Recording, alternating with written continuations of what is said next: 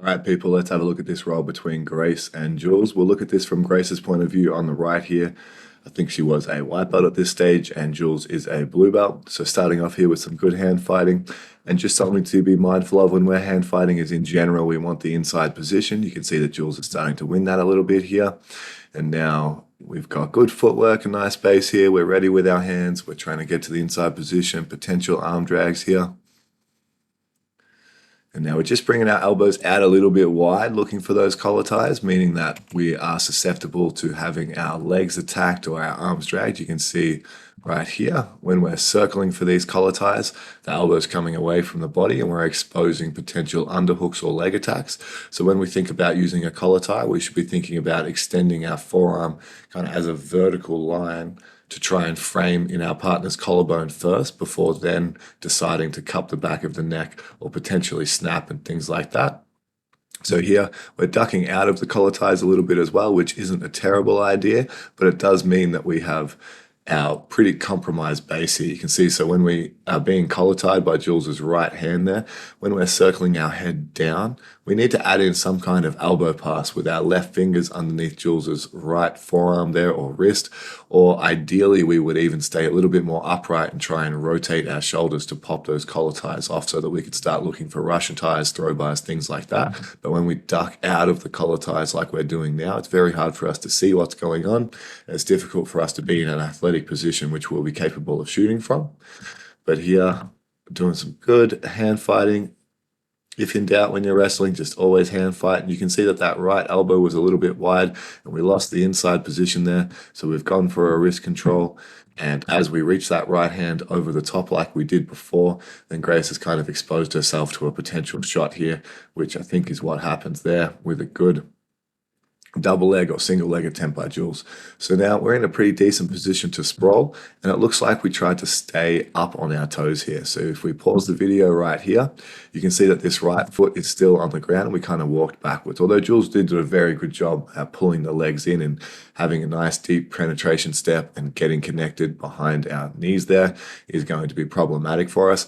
But if we are trying to sprawl, then we should think about kicking our heels back to our butt. So if we're in this late stage sprawling situation, if our heels come back to our butt, we will be able to throw our hips more down and forwards, and our chest will come down further on our partner's back, and we'll be more likely to get our hips and knees to the mat before our feet, and that way we'll have less height for our partner to get underneath and start pulling our knees back in towards their chest here.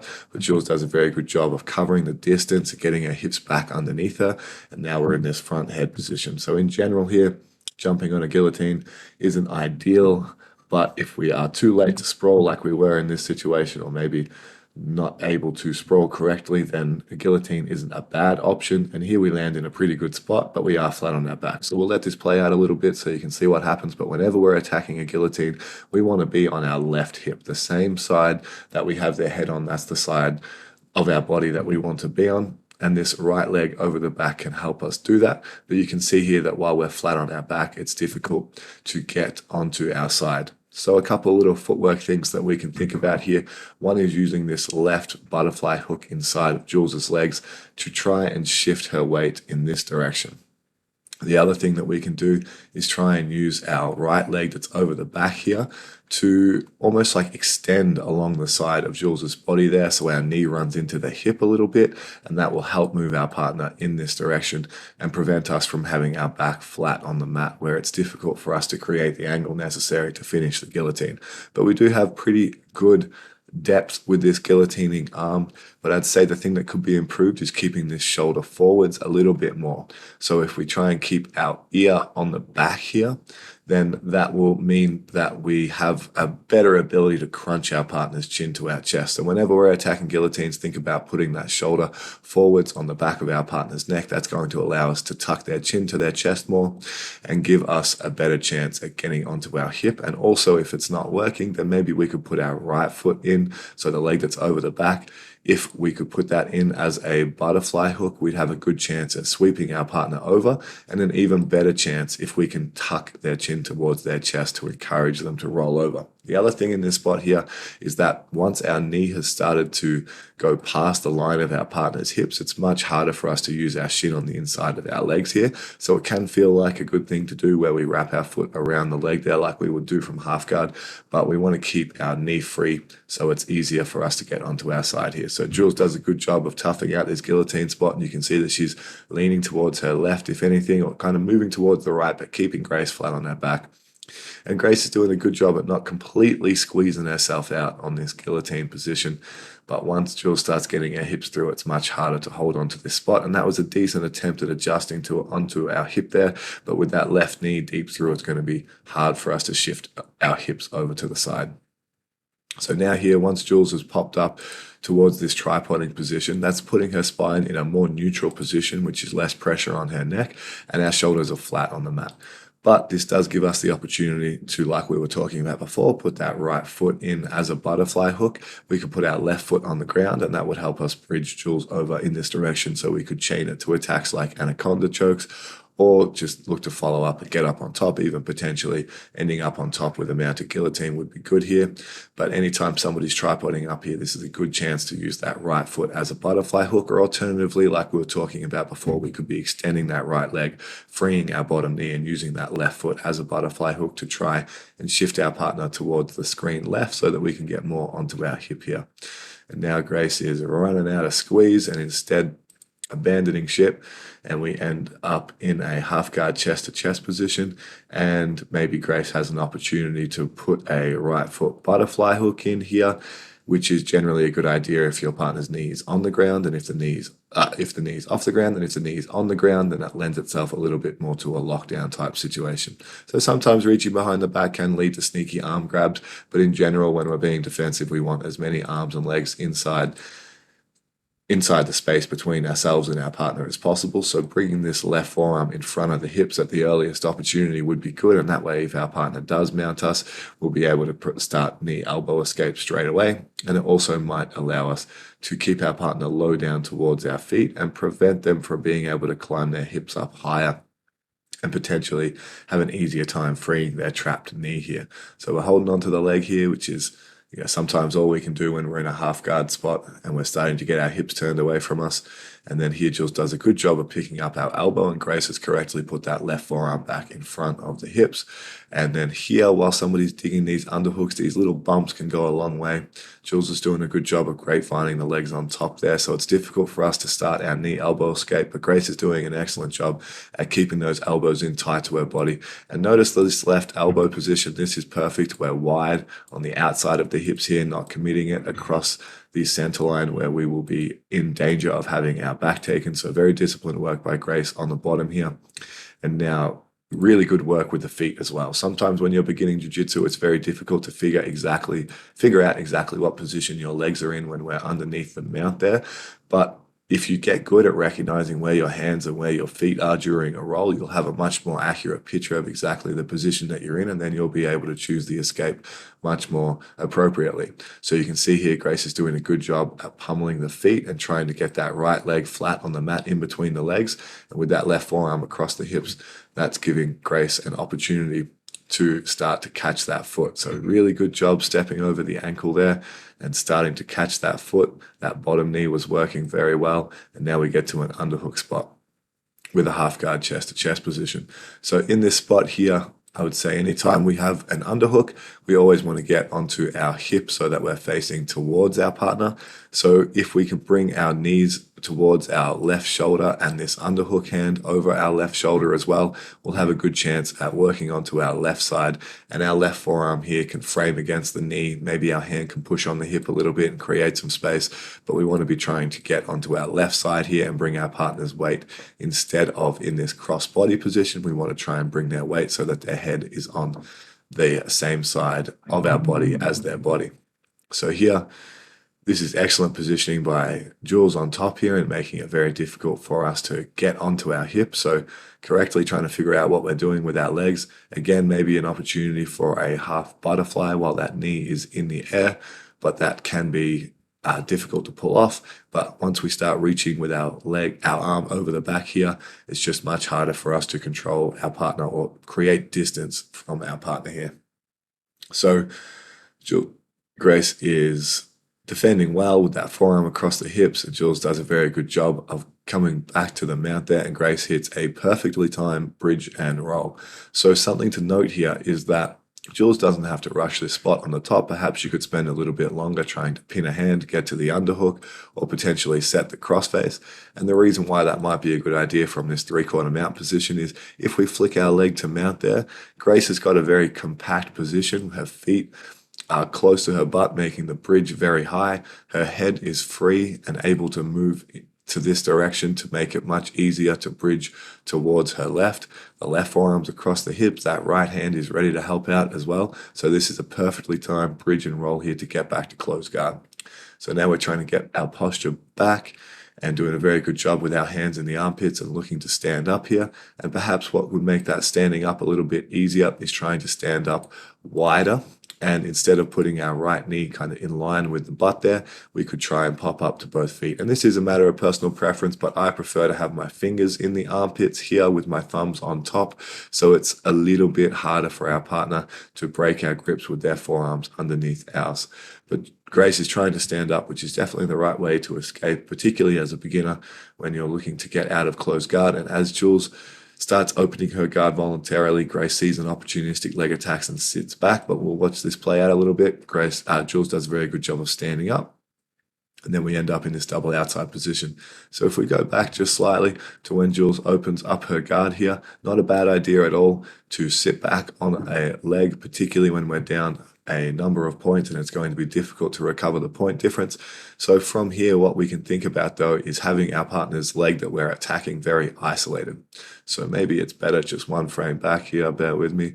Once we get to here and we grab this ankle lock, we would ideally like to bring our left knee in between Jules's legs so that our knee can be close to Jules's hips and this right foot can come around on top of the hip here. So obviously there are other leg entanglements, but single X is a very good one to think about. And you can see that if we let this play out a little bit, when we sit back, Jules has already got that right foot on the hip, which will make it harder for us to isolate Jules's leg here.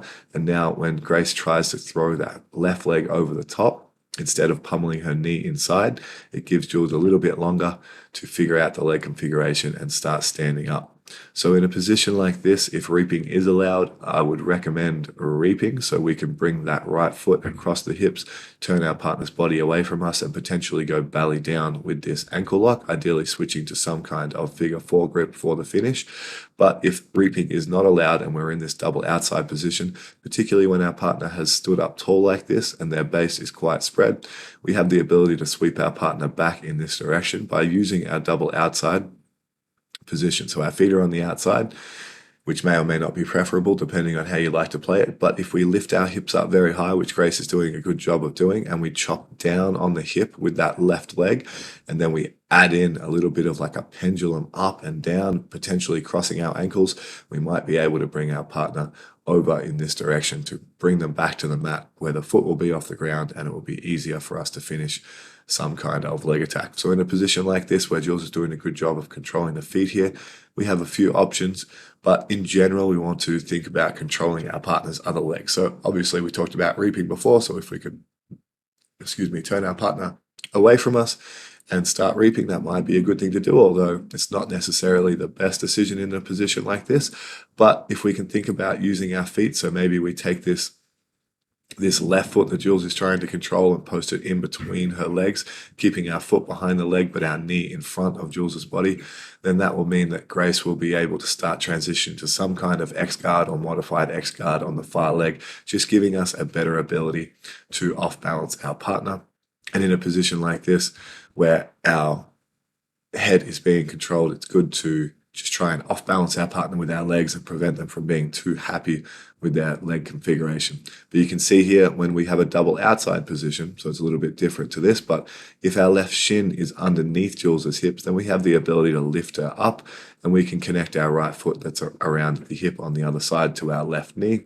We'll have a good ability to move our partner around. But this shin being underneath your partner's hips and in between their legs means that we have a better way of keeping our partner's weight off us and potentially disrupting their balance a little bit more, rather than in a position like this where we're unable to use that leg too effectively. So here, maybe a potential ankle lock there, but good job trying to follow up and wrestle up, and we get caught in this kind of no man's land as Giles does a good job at turning back in towards us and pushing us back to the mat.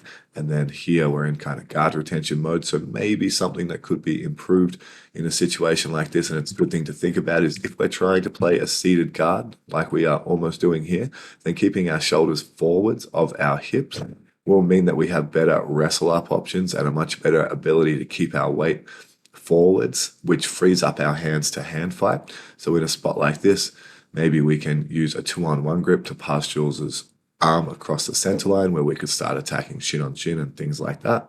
But in this kind of situation where we're not quite comfortable playing a seated guard because we didn't have long enough to sit forwards, then when we move backwards here, it's probably a good idea to start controlling our partner's wrists. So maybe this right hand goes to the wrist and trying to get our feet to the outside position, which means Grace's right leg there should be trying to come to the outside of Giles's leg, which would then prevent this kind of knee slice type position. And maybe we were thinking about a shin on shin position before, which is why this left foot is kind of underneath Giles's here, but ideally we have that left foot in the hip. So when it comes to guard retention here, as soon as you feel like your shoulders are being pushed past your hips when we're playing a seated guard, it's often a good idea just to throw your back to the mat, try and get your legs to the outside position, and then we can choose to be more offensive from there. So now Grace is doing a good job defensively from the bottom of side control here. We've got that right forearm in close to the hips there. But once this left elbow gets passed to the other side of their body, so you can see it is now above Giles's neck here, it's a lot harder for us to defend that far side, and it gives our partner more time to work on that inside frame and do potential knee on belly type things like this. So here, Grace has got a good instinct to try a bridge here because that right forearm was very well placed inside the hip. And maybe if we brought our left tricep across the back of our partner's head to keep their head down a little bit, we might be able to bridge them in a more over our shoulder direction rather than more of a lateral direction.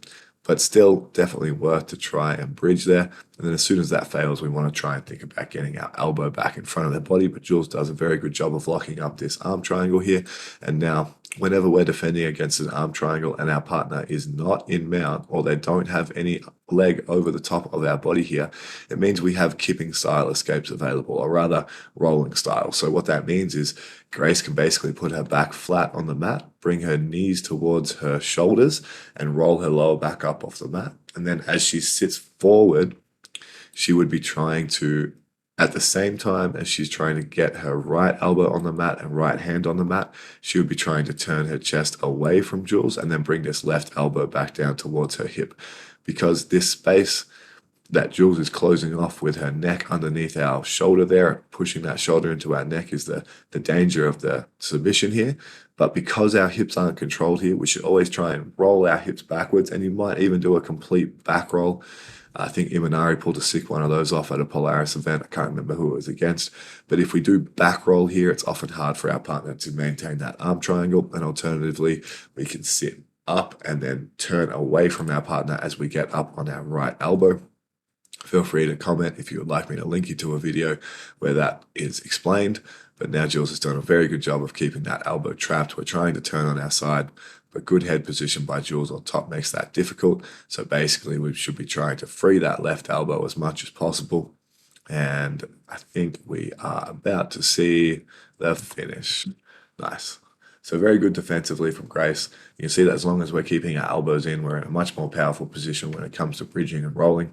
And then as far as isolating the leg when you're sitting back for some kind of leg attack, it's important to try and get both of your legs controlling one of your partner's legs. And that way we will have a much better chance of playing some kind of favorable leg entanglement. So hopefully this helps, and I'll catch you next time.